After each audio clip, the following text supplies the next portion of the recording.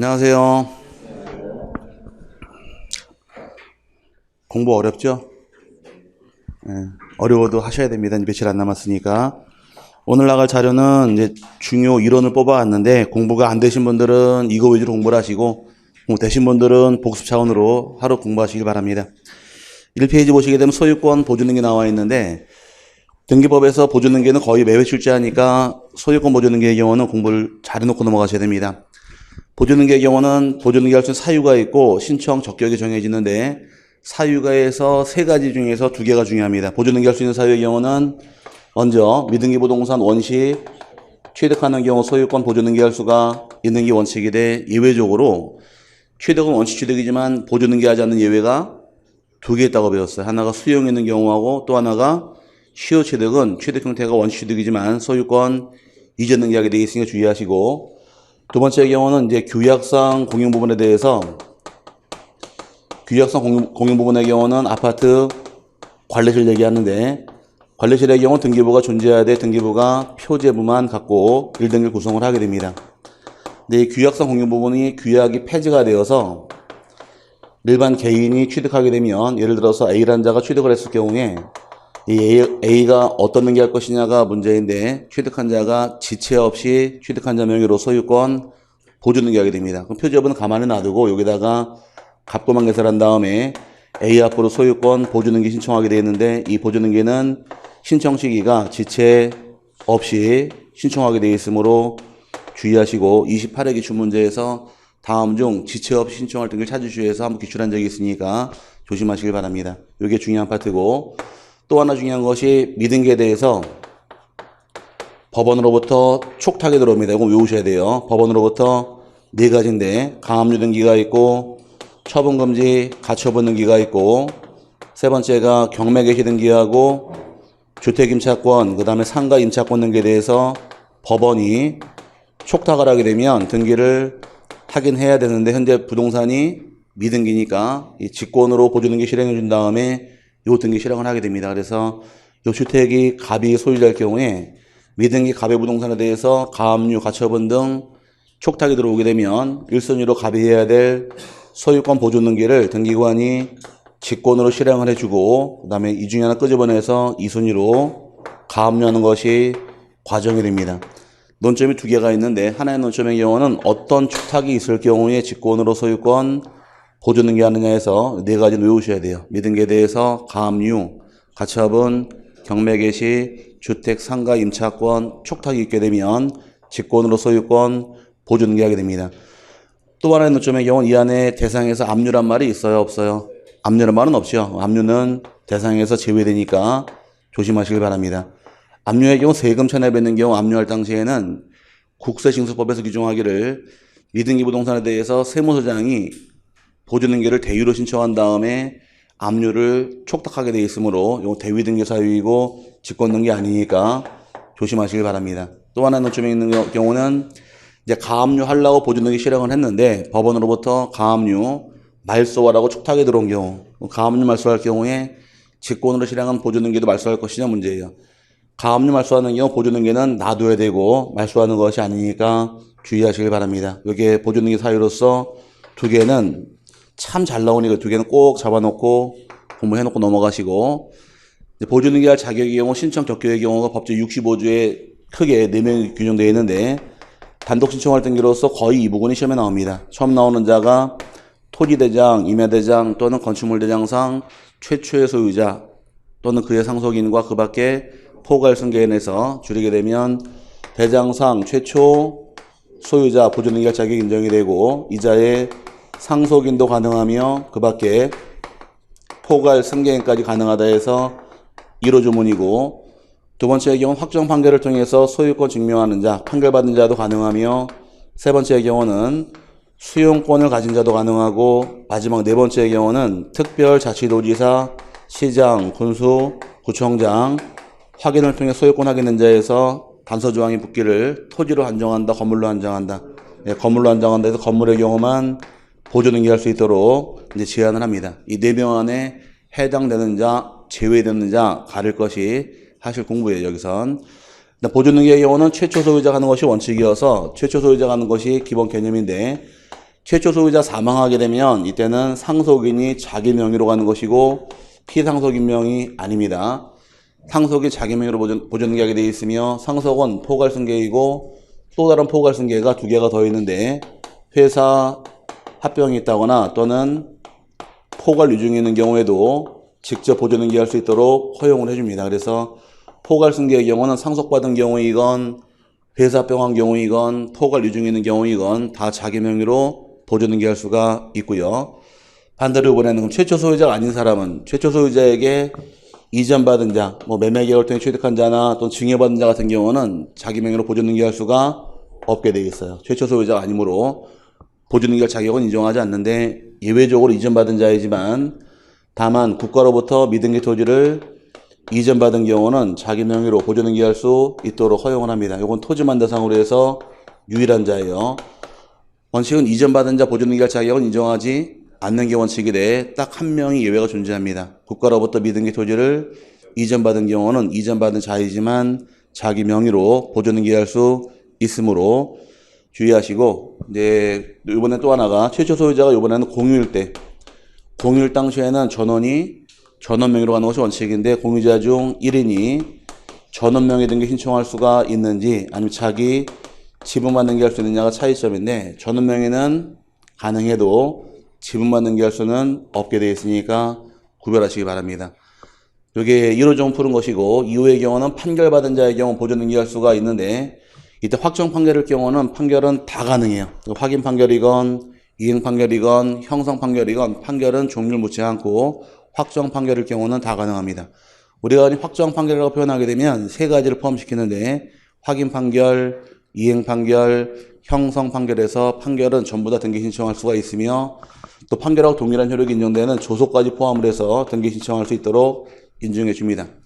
판결 받았다는 얘기는 소송에서 승소했다는 얘기인데 그럼 누굴 향해 소송을 제기해야 됩니까 해서 물어보는 것은 소송의 상대방 물어봅니다. 상대방의 경우는 원칙은 대장상 최초 소유자 상대로 소송을 제기하는 것이 원칙인데 최초 소유자가 누락이 돼 있어서 누가 주인인가 확인할 수 없을 당시에는 토지의 경우는 소송의 상대방이 국가를 향해서 제기하게 되어 있고 건물의 경우는 국가가 아니라 시장, 군수, 구청장이 상대방이 됩니다. 그럼 토지는 국가로 가고 건물은 시, 군, 구청장 가는 이유는 왜 나눠졌을까? 이 두 명이 대장 작성권자예요. 누구라고요? 대장의 작성권자. 그럼 토지대장, 임야대장은 지적 국정주의에서 국가가 작성하니까 국가를 상대로 가라는 얘기이고 건축허가 누가 내줘요? 시군구청장, 사용승인도 시군 구청장이니까 건축물 대장의 작성권자는 시장, 군수, 구청장이 상대방이 되어서 소송을 제기하게 되는 겁니다. 이 두 개 꼭 기억하시고 그 다음에 세 번째 수용이 있는 경우에도 보존등기할 수가 있는데 수용은 둘로 나눠서 수용권자가 미등기 토지 수용하는 경우도 있고 등기된 부동산 수용하는 경우 둘로 나눕니다. 미등기 땅을 수용하게 되면 수용권자가 자기 명의로 보존등기할 수가 있는 것이며 등기된 부동산은 수용권자가 자기 명의로 소유권 이전 등기하게 되어 있으니까 수용이 어떤 것이냐에 따라 바뀌어요. 29회 때 답이 된 것이 이게 답이에요. 29회 때 기출문제에서 다음 중 옳은 것은 해서 미등기 토지를 수용한 자는 자기 명의로 직접 소유권 보존 등기할 수 있다 해서 정답으로 체크된 적이 있으니까 주의하시기 바랍니다. 그 다음에 마지막으로 이제 특별자치도지사, 시장, 군수구청장 확인을 통해 소유권 확인된 자의 경우는 건물로 한정하게 되는데 이 건물의 경우는 건물은 건물이지만 건축물 대장이 없는 건물이에요. 토지의 경우는 모든 토지가 다 대장이 있지만 이제 건물이라고 해서 다 대장이 있는 것이 아니므로 대장이 없는 건축물의 경우는 건물이 있다는 사실에 대해서 확인받아 등기할 수 있도록 허용하겠다가 예외 규정인데 대표적인 하나가 무허가, 허가받지 않은 건물이 존재한다거나 또는 건물이 준공되기 전의 건축물, 사용 승인 받지 않은 건축물들, 사용 승인을 아직 안 받은 건물 같은 경우는 이때는 건축물 대장이 존재하지 않습니다. 단 건물이 있다는 사실에 대해서 확인받아 등기해 줄 수가 있다요. 그럼 요 경우는 하나 더 나가서 물어본 것이 28회인데 그럼 지금의 경우 이런 건물 같은 경우는 건축물 대장은 존재하지 않죠. 사용 승인 받지 않았네요. 그럼 등기부는 만들어졌지만 대장이 없다란 얘기예요. 그럴 경우 보존등기할 당시에 표제부에다가 이런 건물의 경우는 표제부에다가 사용 승인 받지 않은 건물이라고 기록을 해줍니다. 사용 승인 안 받아서 대장이 없는 사실을 확인하기 위해서 표제부에다가 이 사용 승인 받지 않았던 뜻을 기록하게 되어 있어요. 그럼 나중에 이 건물에 대해서 사용 승인을 받게 되면 사용 승인을 받은 경우는 이 기록을 말소해야겠네요. 사용 승인 받았으니까 이 말소 등기는 언제까지 신청해야 됩니까? 물어본 것도 28회 기출 문제예요. 사용 승인 받지 않아서 사용 승인 받지 않았던 뜻이 기록되는 경우는 표제부에 기록했나요? 표제부는 몇 개월로 신청하셔라?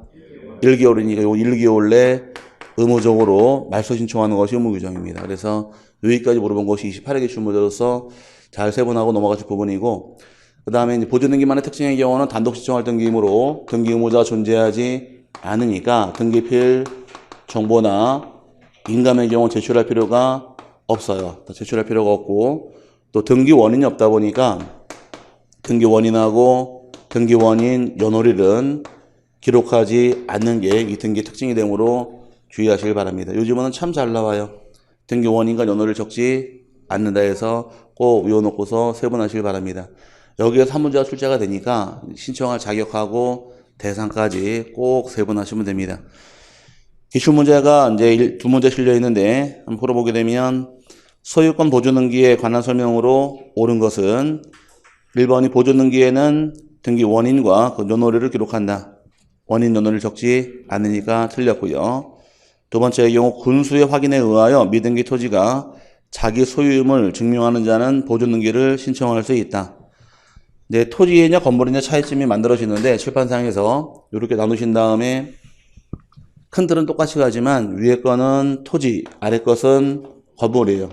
큰 틀은 똑같은데 차이 나는 것이 토지의 경우는 국가랑 올리는 게 토지의 경우고 건물의 경우 국가란 말이 나와서 안 되고 건물은 시군, 구청장이 나오게 되어 있으니까 토지는 국가, 건물은 시군구로 나눠서 세분하셔야 됩니다. 그럼 이번 질문의 경우에 군수 확인이란 것은 토지를 얘기하는 거예요? 건물을 얘기하는 거예요? 건물 대상으로 인정하다 보니까 토지란 말 나와서 안 되므로 이번 질문도 틀린 말이고, 세 번째의 경우 등기관이 미등기 부동산에 관하여 과소관청 촉탁에 따라 체납 처분으로 인한 압류 등기를 하기 위해서는 직권으로 소유권 보존 등기를 하여야 한다. 직권 보존 등기할 수 있는 사유 중에서 압류는 제외되니까 주의하셔야 돼요. 압류가 제외되는 이유는 법원 촉탁이 아니기 때문에 그런 것도 하나 이유예요. 여기 네 가지는 다 법원이 촉탁하게 된 등기인데 이거는 법원이 촉탁한 것이 아니니까 직권 등기가 아니라 대위 등기로서 빠져나갑니다. 그 다음에 네 번째가 미등기 토지에 관한 소유권 보존 등기는 수용으로 인하여 소유권을 취득하였음을 증명하는 자도 신청할 수 있다. 미등기 토지를 수용한 자도 자기 명의로 보존 등기할 수 있으니까 이게 맞는 말이 되고, 그 다음에 5번이 소유권 보존 등기를 신청하는 경우 신청인은 등기소에 등기필 정보를 제공해야 한다. 등기필 정보는 내고 싶어도 못 냅니다. 아직은 존재하지도 않고 단독 신청할 등기다 보니까 제출할 필요가 없어서 맞는 말은 4번 외에는 없습니다. 이 작년에 기출 문제였었고, 그 다음에 2번의 경우 소유권 보존 등기에 관한 설명으로 틀린 것은 1번의 경우는 갑이 신축한 미등기 건물을 갑으로부터 매수한 을은 갑명의로 소유권 보존 등기 후 소유권 이전 등기를 해야 한다. 맞았네요. 미등기 땅을 매수한 자의 경우는 최초 소유자가 아니니까 보존 등기 실행한 다음에 이전 등기 하셔야 한다. 맞고요. 두 번째, 미등기 토지에 관한 소유권 보존 등기는 수용으로 인해 소유권을 취득했음을 증명하는 자도 신청할 수 있다. 미등기 땅을 수용한 자도 보존 등기할 수 있으니까 맞았고요. 그 다음에 세 번째의 경우는 미등기 토지에 대해 소유권 처분 제한의 등기 촉탁이 있는 경우 등기관이 직권으로 소유권 보존 등기를 한다. 미등기에 대해서 소유권의 처분 제한 등기가 있게 되면 직권으로 보존 등기한다. 맞고요. 네 번째의 경우 본 건물의 사용료만 제공되는 부속 건물도 소유자의 신청에 따라 본 건물과 별도의 독립 건물로 등기할 수 있다. 이건 건물의 분할이에요. 하나의 건물이 있다 가정하에 물리적으로는 두 개가 있지만 법적으로 한 개인 건물, 주된 건축물이 있고 부속 건축물이 있게 되면 이 건물을 이렇게 두 개 같이 등기되어 있다가 부속 건물을 쪼개서 요걸 별도의 건물로 등기할 수가 있게 됩니다. 그럼 육안으로 볼 때 별개를 쪼개죠? 요걸 뭐라고 부르느냐? 건물의 분할 그래요.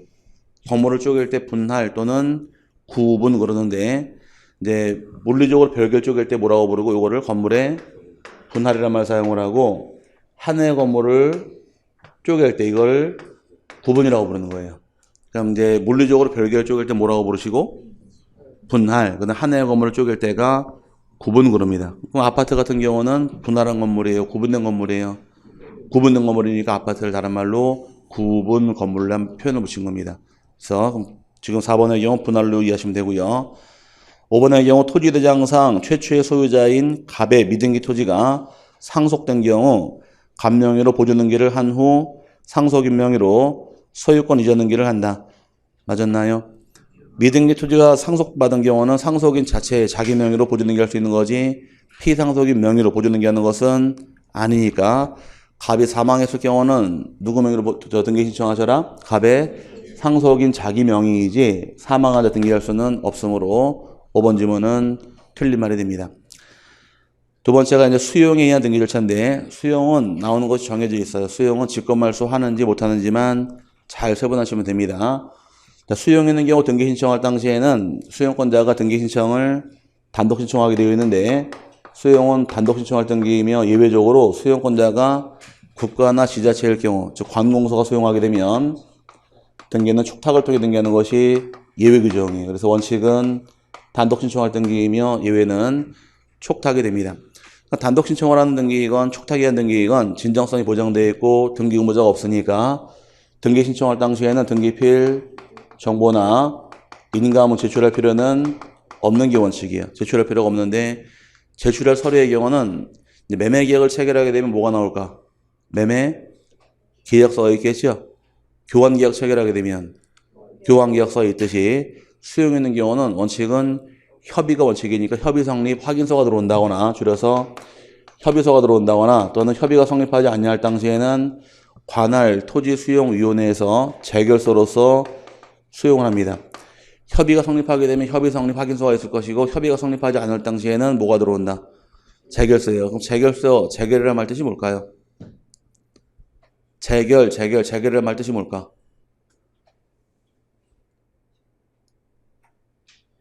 지금 질문한 거예요. 재결이란 말 뜻은 다시 결정하는 게 재결이 아니라 이 재자는 다시 재자가 아니라 다툴 재자예요.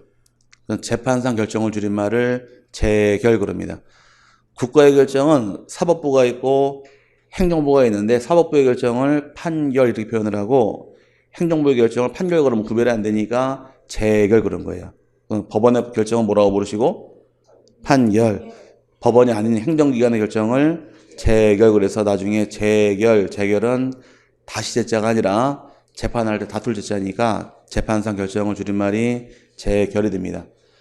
아직까지 재결 뜻도 모르고 공부하신 거예요, 지금까지. 자, 대단하십니다. 어쨌든 재결은 뭐의 줄임말? 재판상 결정의 줄임말이 재결이에요.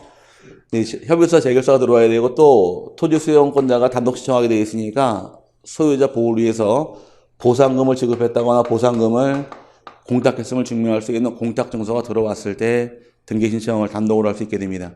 수용은 등기하지 않아도 주인은 바뀌는데 수용 개시일날 주인이 바뀌어요. 수용 개시일의 뜻은 보상금을 지급하게 되면 등기 없이도 주인은 바뀌게 됩니다. 이게 소유권 취득서면으로서 제출하는 것이고 등기하려고 다 맘먹었는데 문제는 수용권자가 등기를 딱 받더니만은 토지 소유자가 할 등기를 안 하고 그냥 이사가 버린 경우. 예를 들어서 수용권자가 해야 될, 토지 소유자 해야 될 뭐 등기 명인 표시의 변경이나 또는 경정 등기, 부동산 표시의 변경 경정이나 또는 상속 등기를 안 했을 경우는 이 등기를 대의로 신청할 수가 있도록 허용을 해줍니다. 논점이 생기는 것은 상속을 대의할 수가 있다는데 상속 등기를 먼저 하라는 얘기는 사망이 빠른 경우, 수용이 빠른 경우, 사망이 빠른 경우입니다. 사망이 빠른 경우는 상속 등기를 건너뛰면은 중간 생략이 돼버리니까 소유자가 안 할 당시에는 수용권자가 대의로 신청을 해준 다음에 등기하는 것이 과정이에요. 그 다음에 할 등기 다 한 다음에 수용권자가 자기 명의로 소유권 이전 받아옵니다. 지금 이전 등기란 것은 등기된 부동산, 미등기 부동산 등기된 거죠. 미등기는 이쪽에서 보조등기하고 등기된 것은 이전등기하니까. 그럼 이제 수용권 이전등기에 오게 되면 원칙적으로 등기부상 모든 권리는 전부 다 등기관의 직권으로 말소가 들어가는데 예외적으로 직권 말소하지 못하는 게 있다 보니까 여기서 항상 답이 만들어집니다. 일단 첫 번째 말소 못하는 것은 수용 개시일 전에 소유권 보존 등기 직권 말소가 안 되고 수용 전에 실행한 소유권 이전 등기도 직권 말소가 안 됩니다. 그 다음에 수용 개시일 전에 상속을 받아서 실행하는 소유권 이전 등기도 직권 말소가 안 되는 게 차이점이에요. 요 셋 다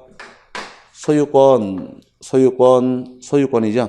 다 소유권은 소유권인데 수용 전이라는 얘기는 취득이 빠른 선순위 소유권은 말소당하지 않는 게 하나의 특징이고 묶어서 하나로 이어지라는 얘기이고 그 다음에 지역권 등기도 직권 말소가 안 됩니다. 지역권의 경우는 유효지가 소용되는 경우에 지역권은 수반성을 통해서 같이 넘어가다 보니까 지역권은 소멸되지 않는 권리이므로 이 두 개는 외우셔야 돼요.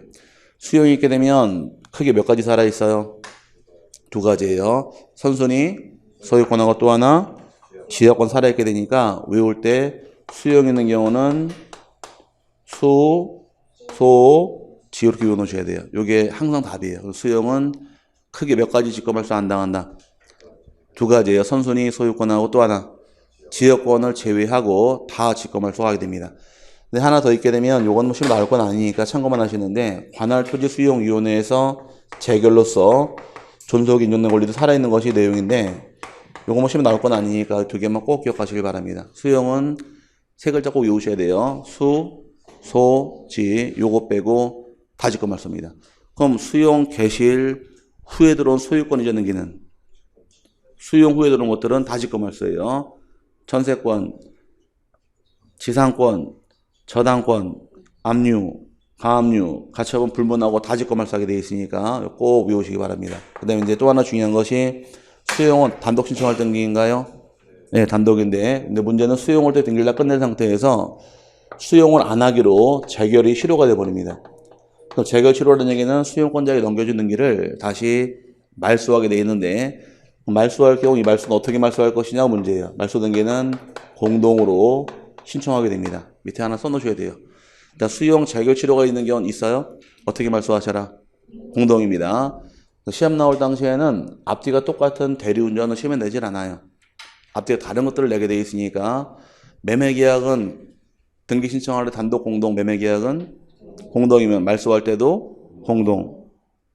소유권 보조 등기는 단독이면 말소할 때도 단독이 똑같이 가는 것들을 시험에 내질 않고 앞뒤가 다른 것들 수용은 단독 신청할 등기이지만 수용 재결이 실효가 되어서 말소할 당시에는 공동으로 말소하게 되어 있으므로 이 차이 나는 것들을 세분하시는 것이 하실 공부예요. 그래서 수용은 말소할 때 공동이고 또 하나 직권 말소 안 당하는 거 수, 소, 지 요거만 딱 기억하시면 더 이상 물어보지 않습니다.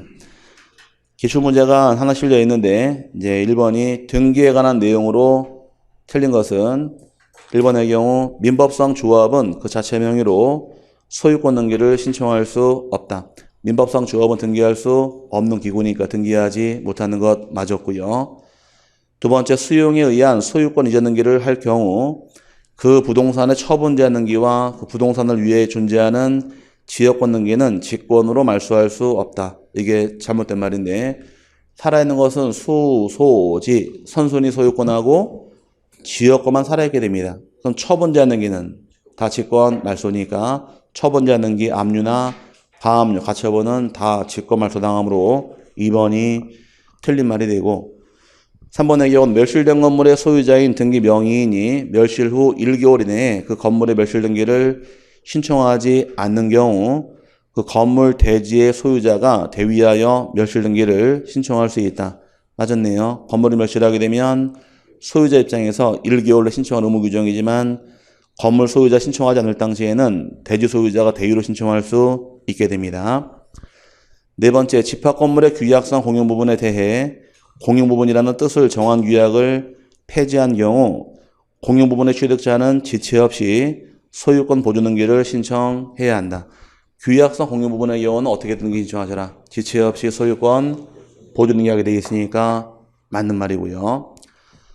다음에 5번의 경우 수용에 의한 소유권 이전 등기 완료 후 수용 재결 실효로 그 말소 등기를 신청하는 경우 피수용자 단독으로 기업자 명의의 소유권 이전 등기 말소 등기 신청을 할 수 없다. 수용 재결 실효가 된 경우는 말소할 때 단독인가요? 공동인가요? 공동 신청할 등기이므로 단독으로 말소할 수는 없다 해서 지금 수용 지문이 2개가 나왔는데 수용은 나오는 것이 딱 2개, 요거밖에 안 물어봐요. 그럼 수용이 있는 경우 직권 말소 안 나가는 거 어떻게 기억하셔라? 수소지 기억하시고 수용은 단독 신청할 등기이지만 재결 실효가 된 경우는 어떻게 말소하더라? 공동 신청할 때 말소하게 돼 있어요. 차이에 나는 것들만 잘 세분하시면 여기는 문제 풉니다. 그 다음에 이제 나온 것이 3번째인데 유증도 시험에 참 잘 나옵니다. 유증이 있는 경우는 유언자가 유언을 통해서 타인에게 무상으로 재산권을 증여하는 행위를 유증그래요.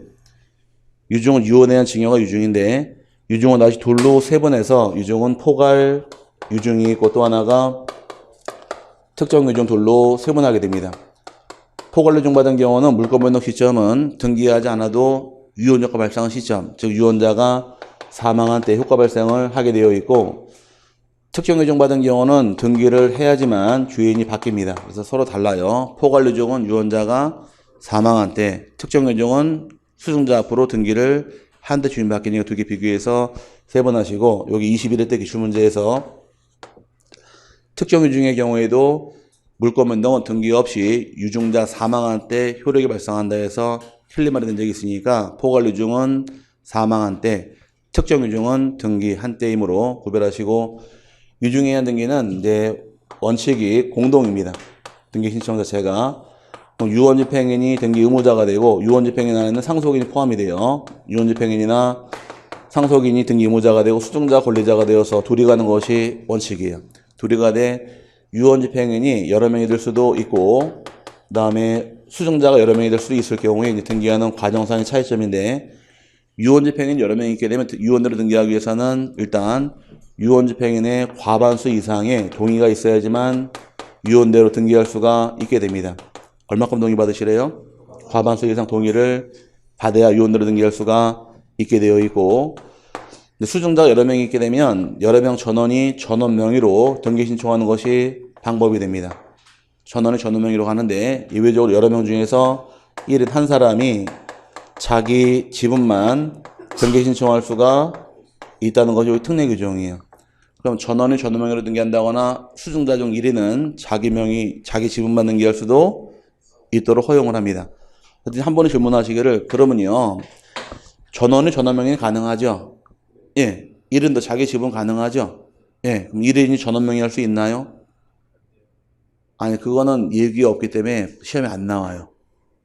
거기 2개만 기억하시면 돼요. 전원이 전원 명의로 한다거나 1인이 자기 지분만 등기할 수 있다까지 보시면 되고 1인이 전원 명의에 대해서 질문 안 하셔도 되고 그건 시험에 내질 않아요. 대법원 얘기에 나와 있질 않으니까.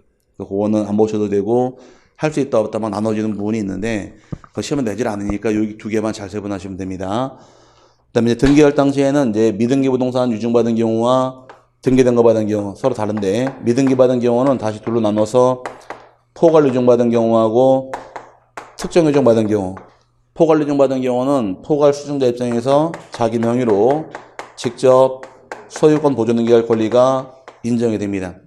포괄 승계인도 보존 등기할 수 있으니까 포괄 유증 받은 경우도 자기 명의로 보존 등기할 수가 있는 반면에 반대로 특정 유증 받은 경우는 포괄 승계인이 아니어서 직접 등기할 수가 없게 돼 있어요. 그래서 미등기를 받은 경우는 일단 유언집행인이 상속인 명의로 소유권 보존 등기를 먼저 한 다음에 수증자에게 소유권 이전 등기하게 되어 있지 바로 등기할 수 있는 것이 아니니까 2개가 비교가 되면서 시험에 참 잘 나옵니다. 24회 때 여기를 한번 걸고 들어와서 출제한 적이 있으니까 참고하시되 2개 참 잘 물어봐요. 그 다음에 이제 등기된 부동산의 경우는 이제 등기하는 과정이 유증하고 사망했다는 얘기는 유증이 빠르니까 등기된 부동산은 포괄 유증, 특정 유증 불문하고 전부 다 상속 등기할 필요 없이 직접 수증자 앞으로 소유권 이전 등기할 수가 있는 게 원칙이에요. 그럼 상속 등기할 필요는 없는 게 원칙이래. 문제는 상속인들이 모르고 요 상속 등기를 실행한 경우는 실행한 때에는 수증자에게 넘겨줄 경우에 실행한 요 상속 등기를 말소할 것이냐 문제인데 요거는 말소하지 않고서 바로 이전 등기할 수가 있도록 허용을 합니다. 근데 기출문제에서는 미등기 위중받은 경우 다 출제했고 요것도 출제했지만 요것만 아직 출제를 안 했어요. 이 파트에서는. 그 등기된 부동산의 경우는 원칙은 상속 등기할 필요 없이 바로 등기 신청할 수가 있는데 다만 상속 등기 실행한 때에는 이 등기 말소하지 않고 바로 등기 신청하는 것이 등기는 과정상의 차이점이니까 이 부분은 꼭 외워놓으셔야 돼요. 참 잘 나오니까. 그 다음에 등기 신청하게 되면 등기 원인은 뭘로 기재할까? 말 그대로 유중이 되겠죠. 등기 원인은 유중으로 기재하게 되어 있으며 등기 원인 일자를 적을 당시에는 유언자가 사망한 날을 기재하는 것이 원칙이 됩니다. 다만 유중에 조건 붙은 경우도 있고 기한 붙은 경우도 있는데 조건 붙은 경우는 조건 성취를 적게 되어 있고 기한은 기한 도래일을 원인 일자로 적는 것이 날짜예요. 그래서 원칙은 사망일 원칙이 돼 조건은 조건 성취일 기한은 기한 도래일자가 되며 두 개가 더 남은 것이 유중에 가등기할 수 있느냐. 유중에 가등기는 유언자가 사망 후에만 가등기할 수 있고 사망 전은 허용하지 않는데 유중에 가등기한다는 얘기는 포괄 유중, 특정 유중 뭐로 얘기할까? 이건 특정 유중만 가등기하는 거지 포괄 유중은 가등기할 수가 없게 돼 있어요. 포괄 유중은 가등기 못하는 이유가 가등기할 수 있는 것은 채권적 청구권은 가등기할 수 있고 물권적 청구권은 가등기할 수가 없는데 이 포괄 유중은 물권적 청구권이 되면서 가등기를 허용하지 않는 겁니다. 포괄 유중 같은 경우는 소유권 언제 취득하나요? 유언자가 사망하면 소유권을 취득했죠. 이미 소유권을 갖고 있는데 뭐하러 가등기할까? 그래서 포괄 유중은 가등기 대상에서 제외가 되는 거예요. 특정 유중만 가등기할 수가 있으니까 주의하시고 그다음에 마지막에 이제 이 유중의 내용이 상속인의 유류분을 침해하는 경우, 유류분을 침해하는 경우도 등기를 허용하느냐 문제인데 유류분 침해해도 등기는 실행해 주지 각하하지는 않습니다. 유중은 2 이상 안 나와요. 여기까지 대부분 얘기 딱 묶인 부분이다 보니 여기서만 문제 출제하지 더 이상 나오지 않으니까 혹 2 이상 나온 것들은 답이 아니에요. 안 배운 질문 나오게 되면 그건 맞는 말로 책 빼버리고 배운 범위 내에서 답을 체크하시면 됩니다. 유중 문제 2개 실려 있는데 풀어보자고요. 유중으로 인한 소유권 이전 등기에 관한 설명으로 틀린 것은 1번의 경우 유중에 기한이 붙은 경우에는 그 기한이 도래한 날을 등기 원인 일자로 기록한다. 맞고요. 두 번째 포괄 유중은 수증자 명의 등기가 없어도 유중의 효력이 발생하는 시점에 물권 변동의 효력이 발생한다. 포괄 유중은 유언자 사망할 때 등기 없이도 발생한다 해서 맞는 말이고 세 번째 유중으로 인한 소유권 이전 등기는 상속 등기를 거쳐 수증자 명의로 이전 등기를 신청해야 한다. 유중은 상속 등기할 필요 없이 바로 등기 신청할 수 있으니까 3번 질문은 틀린 말입니다. 4번의 경우는 유중으로 인한 소유권 이전 등기 신청이 상속인의 유류분을 침해하는 내용이라 하더라도 등기관은 이를 수리해야 한다. 유류분 침해해도 등기는 각하하지 않으니까 맞고요. 5번이 미등기 부동산이 특정 유증된 경우 유언집행자는 상속인 명의의 소유권 보존 등기를 거쳐 유증으로 인한 소유권 이전 등기를 신청해야 한다. 맞았네요. 미등기 특정 유증받은 경우 직접 보존 등기할 수 없으니까 수증자 명의로 이전 등기하는 겁니다. 보존 등기 못하고 맞는 말이 되고 틀린 것은 3번이 되겠죠. 그 다음에 2번의 경우는 등기에 관한 설명으로 틀린 것은 1번이 여러 등의 건축물이 한 개 건축물 대장에 등재된 경우에는 한 개의 건물로 보존 등기를 하고 요거는 한옥집. 한옥집의 경우 울타리 안에 안채, 사랑채, 별채, 채가 많이 있다 할지라도 건축물 대장이 한 개일 경우는 한 건에 등기다 보니까 하나로 등기 신청할 수 있고 반면에 여러 등의 건축물에 상응하는 여러 개 건축물 대장이 작성된 경우에는 요거는 아파트예요. 아파트의 경우 건물이 여러 개 있고 대장도 각각 존재하고 있으니까 그 수만큼 건물 보존 등기를 해야 한다. 맞는 말입니다. 등기 신청 건수라는 것은 건물의 숫자가 중요한 것이 아니라 대장 숫자예요. 대장 보고 등기하게 돼 있으니까 건물이 아무리 많아도 대장이 한 개일 경우는 한 건에 등기가 되는 것이고 건물이 한 개라 할지라도 다 구분되어서 대장이 여러 개가 있는 경우는 그 건마다 등기 신청할 수가 있게 됩니다.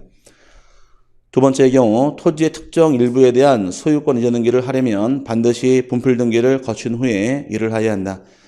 부동산 일부는 이전 등기할 수가 없으니까 반드시 분필 토지를 쪼개야지 이전 등기할 수 있는 것 맞았고요. 세 번째, 유증을 원인으로 하는 소유권 이전에 있어서 특정 유증은 등기 없이도 물권 변동의 효력이 발생한다. 특정 유증은 등기를 해야 되니까 3번이 잘못된 말이고 등기할 필요 없는 것은 포괄 유증이에요. 네 번째, 원칙적으로 누구든지 부동산에 관한 물권을 명의신탁 약정에 의하여 명의수탁자 명의로 등기하여서는 아니 된다. 명의신탁하지 말란 얘기인데 그러면 부동산 소유권을 타인에게 등기하더라. 명의신탁인가요? 부동산 소유권을 타인에게 등기했어요. 명의신탁인가요? 명의신탁하지 말래매요. 그럼 내 가진 소유권을 타인에게 명의만 넘겨놨습니다. 이게 명의신탁 아닌가요? 그럼 소유권을 타인에게 등기하더라. 명의신탁인가요? 네. 그럼 지상권을 타인에게 등기한 명의신탁인가요? 전세권을 타인에게 등기한 명의신탁인가요? 임차권 등기한 명의신탁인가요? 명의신탁 하지 말란 권리는 다시 읽어보니까 누구든지 부동산에 관한 물권, 뭐라고요? 부동산 물권을 타인에게 등기한 경우 명의신탁 걸려버리는 겁니다. 그럼 부동산 물권 몇 가지가 있을까? 부동산 물권. 어떻게 더 알려줘? 부동산 물권 5가지예요. 소유권, 지상권, 지역권, 전세권, 저당권을 타인에게 등기한 경우는 명의신탁으로 처벌을 받습니다. 임차권은 부동산 물권이 아니니까 명의신탁 걸리지 않는 거예요. 그래서 제3자가 제공한 임대차가 만들어지는 겁니다. 기억나세요? 아니, 더 이상 얘기 안 할래. 저도 찾아올 것 같아가지고. 자, 임대차의 경우 제3자가 제공한 임대차의 경우도 유효합니다. 그럼 명의신탁 걸리질 않아요. 과거 기출문제에서 다음 중 명의신탁 저촉 권리가 아닌 것에 대해서 1번 소유권, 2번 지상권, 3번 전세권, 4번 저당권, 5번 임차권에서 한번 출제한 적이 있으니까 부동산 물권 몇 가지? 5가지만 명의신탁 걸리게 됩니다. 그 다음에 5번이 합유 등기에 있어서는 등기부상 각 합유자의 지분을 표시하지 아니한다. 합유는 지분이 있다 할지라도 처분할 수가 없으니까 지분을 표시하지는 않습니다. 맞는 말이고 틀린 것은 3번이 되겠죠. 네 번째가 이제 신탁을 원인으로 한 이전 등기인데 신탁 등기 시험도 거의 뭐 매회 나온다고 보시면 맞으니까 신탁 공부를 잘 해놓으셔야 됩니다. 신탁은 소유권 맡기는 거, 넘기는 거? 넘기는 거예요. 맡긴다고 해야 신탁 죽어도 안 나오니까 신탁은 소유권을 넘기는 겁니다. 신탁 등기라는 것은 이제 등기 신청할 당시에 소유권이 이전되는 거예요.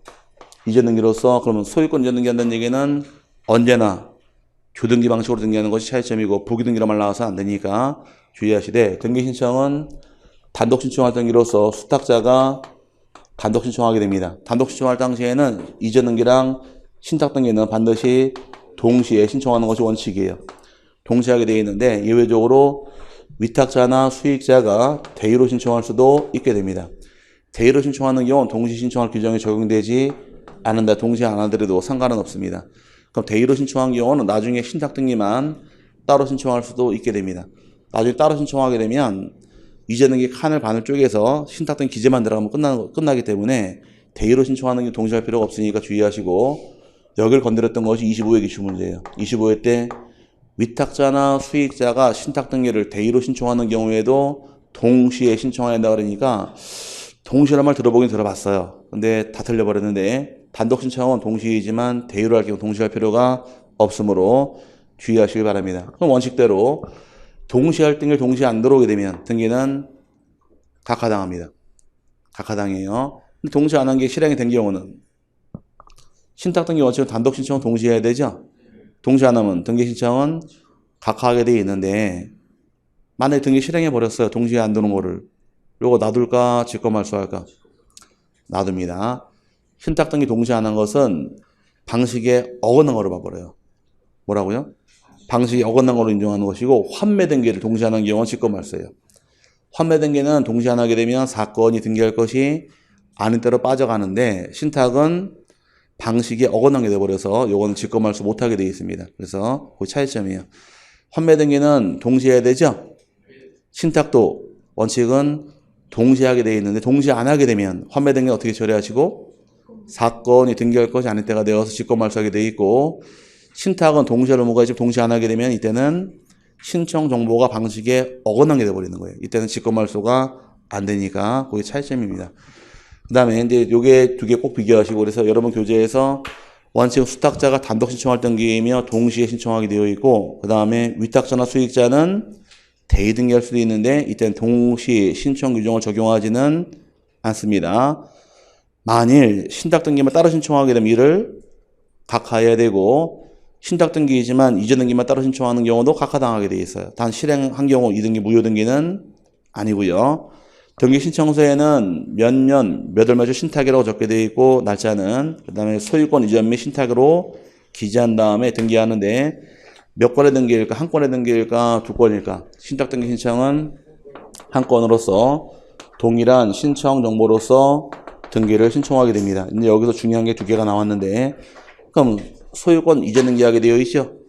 조등기 방식, 부교등기 방식, 조등기란 말이 만들어지고 신청이 한 건인가요?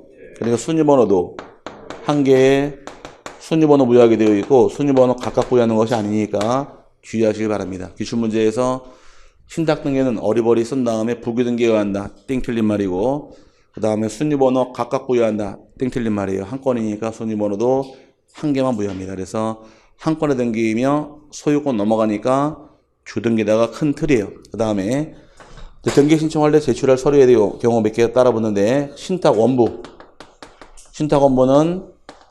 등기부로 인정을 합니다. 등기부로 인정하다 보니까 작성할 경우는 등기관이 부동산별로 따로따로 작성하게 되어 있고 하나로 묶어 작성할 수는 없게 되어 있습니다. 신탁 원부 누가 작성할까?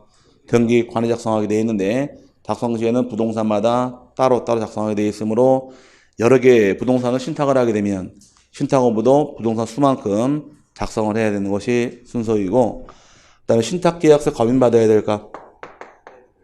검인 당연히 받아야 됩니다. 계약을 통해 소유권 넘어가니까 검인 당연히 받아야 되고 농지일 경우 농지 취득 자격증명 신탁 목적에 관계없이 무조건 다 내야 돼요. 소유권 넘어가기 때문에 그 다음에 토지권 허가증은 낼까 안 낼까?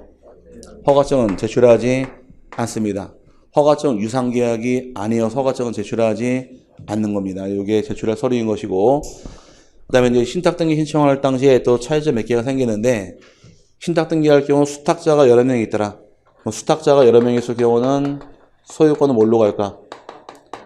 수탁자 수인일 경우는 합의로 인정합니다. 수탁자가 수인인 신탁부동산은 합의로 본다가 신탁법 규정이고 합의일 경우 이전 등기할 수는 없으니까 합의자가 바뀌는 경우는 합의명인 변경 등기하게 됩니다. 그 다음에 또 이제 볼 것이 수탁자가 소유자가 된 상태에서 수탁자가 신청한 등기가 신탁 목적에 부합하는 경우도 있고 목적에 부합하지 않는 경우도 있는데 신탁 목적에 부합하는 경우는 등기관이 등기를 실행을 해주지만 신탁 목적에 부합하지 않는 경우는 등기는 전부 다 각하당합니다. 그럼 수탁자 소유권자라 할지라도 자유롭게 등기할 수 있는 건 아니고 목적에 부합할 때만 등기 실행할 수가 있는 것이고요.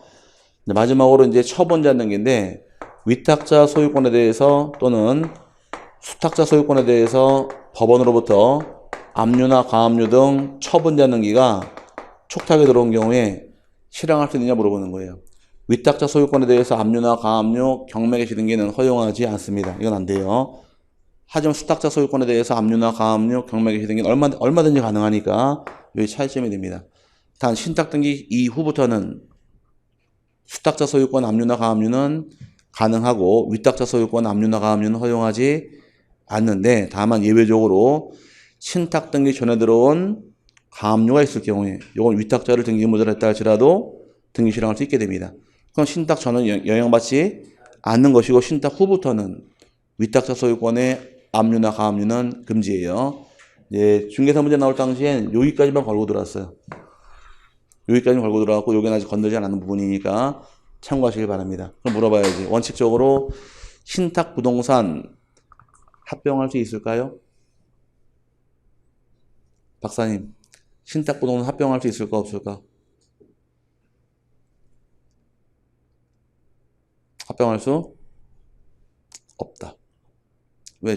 합병할 때에는 합병하는 권리안의 소유권, 지상권, 전세권, 임차권, 승역지의 지역권, 창설적 공동 저당 이외에는 합병할 수 없다고 배웠잖아요. 배운 거 어디다 써먹으려고 안 끄집어내고 있어? 자, 합병하는 걸로 몇 가지 원리 합병할 수 있더라? 6개, 소유권, 지상권, 전세권, 임차권, 승역지의 지역권, 창설적 공동 저당권 이외에는 합병할 수 없으니까 환매권이 있던 신탁부동산은 합병을 못하는 게 원칙이에요. 예외적으로 원칙은 못하는 게 원칙이고 예외적으로 합병하는 경우는 존재하는데 거기까지는 안 들어가니까 여기까지 보시면 됩니다. 신탁은 왜 할까요? 주로 하는 목적이? 신탁하는 목적은 주로 어디서 많이 할까요? 신탁 등기를? 재개발 지역. 뭐라고요? 재개발 사업 시행 지역 내에서 많이 합니다. 재개발 사업 승인이 떨어지게 되면 처분행위가 권리 처분이 금지가 돼버려요. 재개발 딱지 팔아먹지 못하니까. 이해 갔어요? 근데 문제는 재개발 사업 시행령 내에서 다 재개발 입주민들이세요. 그럼 여러분이 조그만 집들 다 갖고 계신데 이 소유권에 어떤 조치를 안 놓게 되면은 이거 팔아먹었다 해도 막을 재간이 없는 거예요.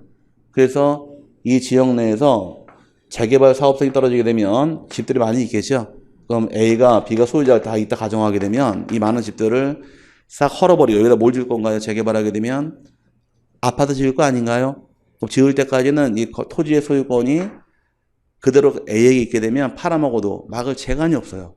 그래서 재개발 사업성이 떨어지자마자 이 모든 소유권은 전부 다 신탁해서 신탁이 다 들어가 버립니다. 그럼 등기부상 A가 소유자가 아니라 누가 소유자 된 거예요? 신탁부동산이 소유가 돼버린 거예요. 그럼 권리처분은 딱지 팔아먹을 수가 등기하고 팔아먹을 수가 없으니까 재개발 딱지 팔아먹잖아요. 나중에 분양받으면 소유 넘겨주는 조건하에 이렇게 해서 재개발 딱지 거래하는 이유가 등기할 수가 없기 때문에 그런 거예요.